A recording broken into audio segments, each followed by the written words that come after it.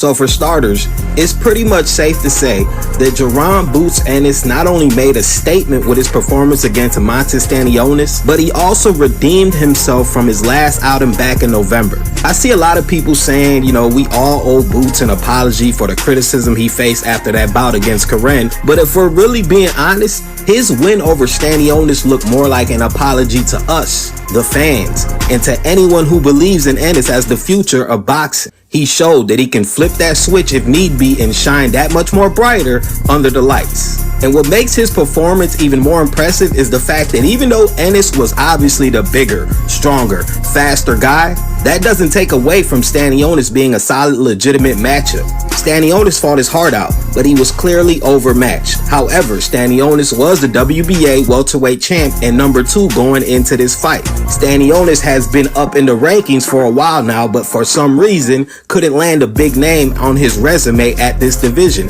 And unfortunately for him, the first marquee name he got a chance to stand across from was a determined JARON Ennis, resulting in Stanionis getting dropped down on his ass. To put it in simpler terms, if you watch the fight, I'd only be repeating what we already know. Boots systematically broke this guy down. We got to see the Roy Jones type showboating, the Matrix style head movement, and everything we assume we're gonna get whenever we know Ennis will be stepping foot inside the ring, as well as some masterful boxing on his back foot. I mean, the biggest flaw that I've seen from Boots so far is the fact that he has a habit of getting complacent. It's almost like he gets bored in there after a while, which causes him to take some unnecessary shots. He has a tick where he fights better with his hands down, just like Roy Jones, making him vulnerable to counters. But the difference between this fight and his last fight was clearly evident. He had more on the line this time around. There was somewhat of a coming out party here that obligated Boots to deliver, and the guy did not disappoint. I think it was Sergio Mora that said Boots likes to fight down to the level of his opposition, and it makes sense when you factor in the severity of the moment. For instance, when he fought Romain Villa, that wasn't this huge blockbuster bout, but it was the last time he would be fighting on Showtime Boxing, given the fact that Showtime was wrapping it up and going off air that year.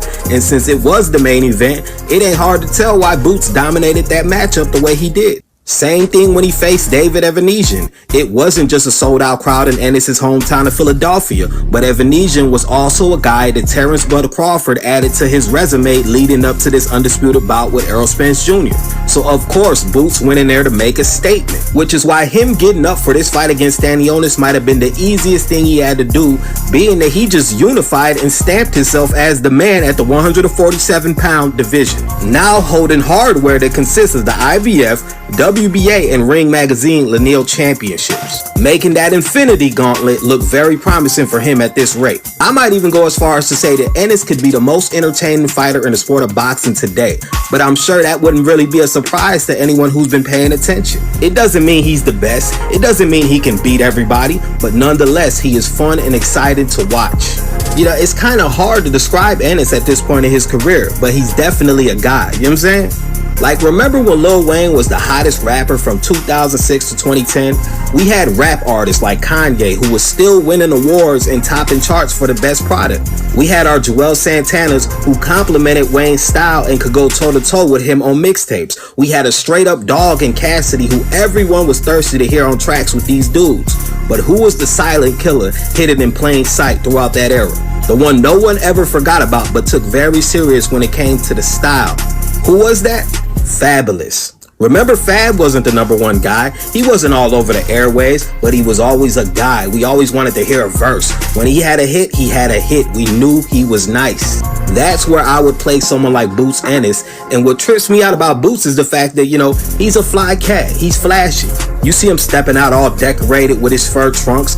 He's usually got the powder blue, purple, pink, green, orange, Easter type colorways going on. So it makes sense why he would fight the way he's known to carry and present himself in the public. You know, sharp, smooth, and composed. Somewhat virtuoso, as boxing savants would say.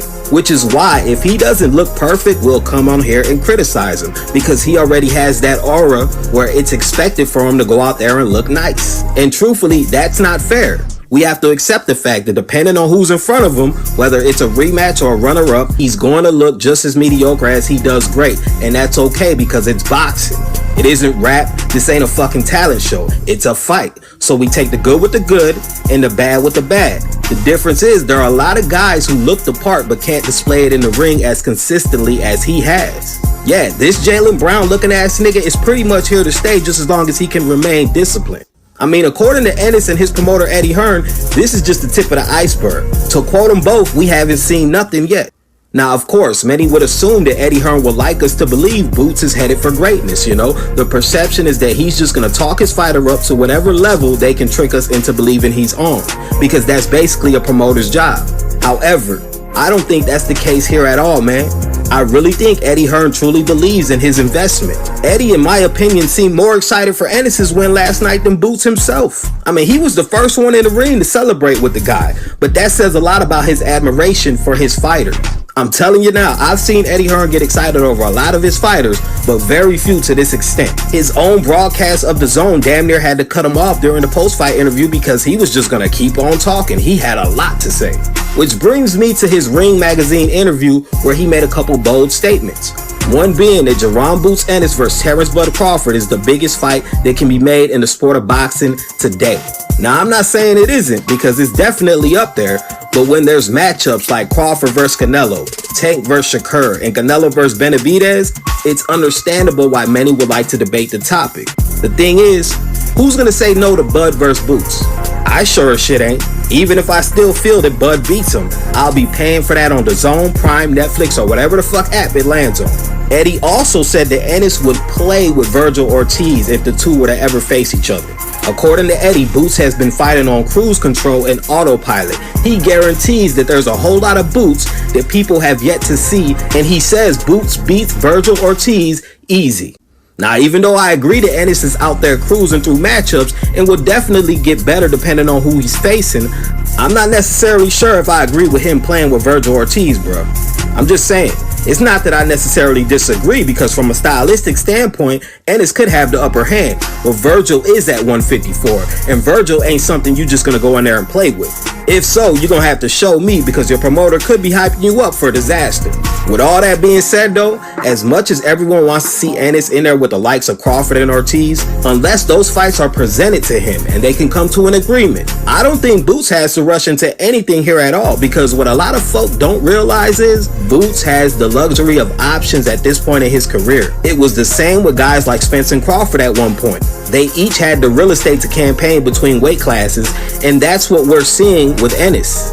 Listen, you can call him a weight bully or whatever the fuck you want to call him, man, but at the end of the day, people said the same about those other two fighters, and guess what? Everyone still loves them. At the end of the day, Ennis already has 3 belts at the welterweight division, and if he can get in there with Mario Barrios or Brian Norman Jr. next, I say go for it immediately.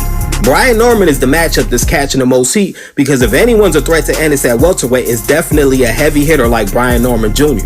I mean, the way Boots can get caught from time to time by shots makes for people to want to see how well he would fare against a knockout artist like Norman. Only problem with that is, Ennis was very vocal during the post-fight press conference and basically alluded to the fact that Norman already declined a $2 million offer to face him when his highest payday was nowhere above $100,000. Ennis went out of his way and even cut off his pops Bozy Ennis to let it be known that Brian Norman doesn't want to fight. As a matter of fact, that might have been the most emotion I've seen from Boots when speaking on another potential opponent thus far. So I don't know how true all that is, but I'm hoping we see that fight sooner rather than later. Especially if Boots vs. Bud cannot get made, because then this narrative about ducking and piggybacking will only take on a life of its own, and we already know how that goes. Either way, congratulations to JARON Boots Ennis. We gotta give him well-deserved recognition the same way we give him well-deserved criticism. Hey, keep going.